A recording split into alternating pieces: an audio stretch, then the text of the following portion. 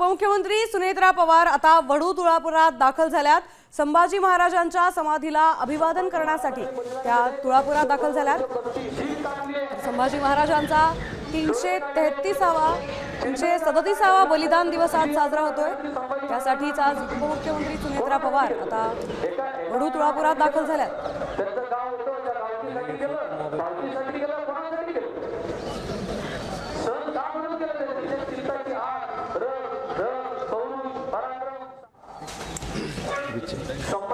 उपमुख्यमंत्री सुनेत्रा पवार आता वडू तुळापुरात दाखल झाल्यात।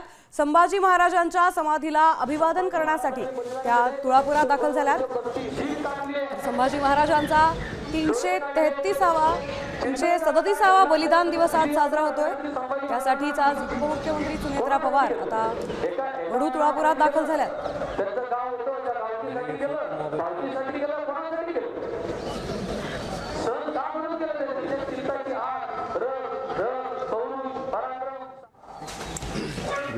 Some